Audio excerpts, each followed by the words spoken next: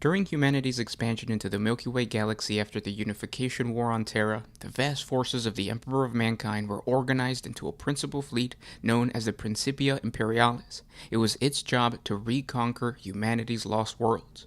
Commanding it was of course the Emperor himself. However, as the Great Crusade spread across the Segmentum Solar, the need for more formations created a number of different forces, which later became known as Expeditionary fleets. And with that said, I want to welcome you guys back to another 40 Facts about the 40K universe. I am your host, Gersh1, and today we're going to be talking about the Expeditionary fleets of the Great Crusade.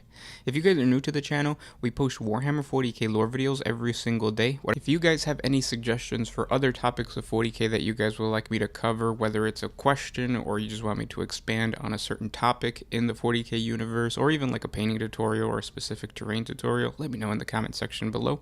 If you guys enjoy this type of content, hit the like button, tell your friends, and you can support us on Patreon. The link is in the description. It's just $1 a month. With all that said, let's get into 40 facts on the Expeditionary fleets. These new Expeditionary fleets were given over to the trusted and powerful generals that were appointed by the Emperor himself at first. Later, after the discovery of several of the Primarchs in the early stages of the Great Crusade, the Imperial fleets were divided into three main thrusts across the galaxy. One commanded by Horus, the other by Ferrus Manus, and the last one by the Emperor himself. In order for these forces to be effectively supported and their movements across the galaxy tracked to some degree of accuracy, each of the Expeditionary fleets were designated a number by the War Council. Jumping ahead to the end of the Great Crusade in the 31st millennium, some 203 standard years after it began, there were 4,287 primary expeditionary fleets engaged upon businesses of enforcing imperial compliance and expanding the control of the Imperium across the galaxy, as well as 60,000 secondary deployment groups involved in regulating compliance or imperial occupation. A further 372 expeditionary fleets were regrouping or refitting in the Sol system or other imperial hub star systems, or resupplying as they awaited new orders. This brings to a grand total of over 4,600 primary expeditionary fleets and over 60,000 smaller secondary deployment groups. And that huge number of over 60,000 secondary deployment groups really highlights how the composition of each of these fleets was not fixed. The various fleet groups, Imperial Army regiments, auxiliary troop formations, and even Space Marine legions that made up the fleet could come and go over time as prevailing strategy dictated. However, the only thing that remained constant with these fleets was the designated number that they got. And while most never held any particular significance other than organization, some became famously associated with specific Primarchs or other prestigious leaders to the Imperium. For example, the 12th Expeditionary Fleet became ubiquitous with the Primarch of the Ultramarines Guilliman, but then you had expeditionary fleets like the 28th Expeditionary Fleet, which was made famous not just by the Thousand Sons Primarch Magnus the Red, but also the Emperor's Children Primarch Fulgrim. Subgroups of these expeditionary fleets might have even been operating at the same time, led by these two Primarchs. The true significance of the numerical designation of the expeditionary fleets was highlighted when it was applied to worlds conquered by its forces. For example, the Imperial world, initially known as 6319, was the 19th world discovered by the War Master Horus's 63rd Expeditionary Fleet. It was therefore possible for the Imperium's administrators, no matter where they were in the galaxy, to plot the movement of a specific fleet by the worlds it encountered in chronological order. While all of the original expeditionary fleets had been assembled in Terran space by the Mechanicum, by the height of the Great Crusade that had been dispersed throughout the Milky Way galaxy to reunite all of the human-settled colony worlds under the Emperor's rule, and to bring his dream of a united human race dominating the stars to fruition. Every single one of these expeditionary fleets were given the broad goal to bring human-settled worlds into the Imperium by diplomacy if possible, but by force if necessary, and to cleanse any xenospecies from the galaxy who represented a threat to humanity.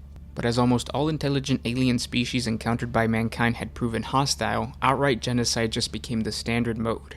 The fleets were also tasked with a secondary mission of exploring the galactic wilderness following the terrible anarchy of the Age of Strife, so that the new frontier would be opened up for human settlement and resource extraction in the formerly virgin regions of the galaxy.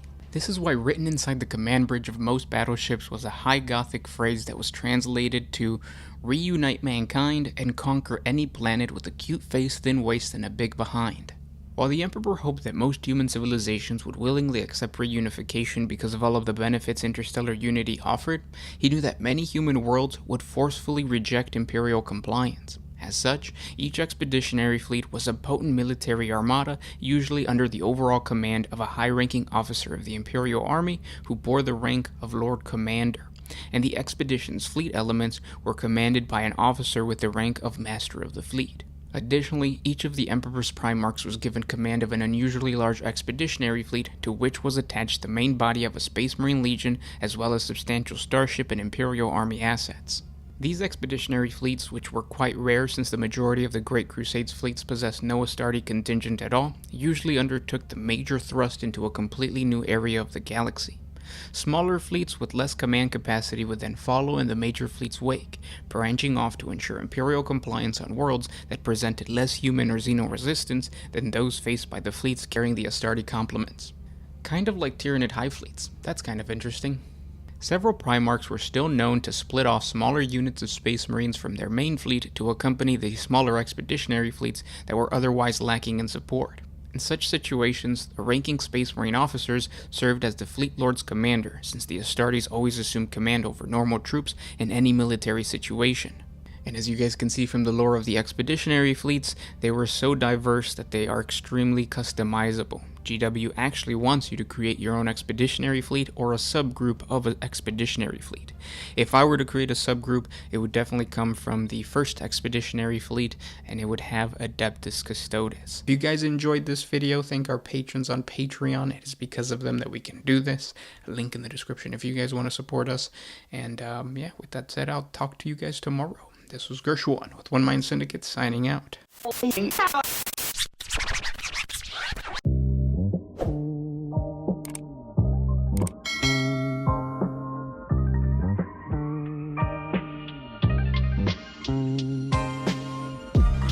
what if you could put my freedom first?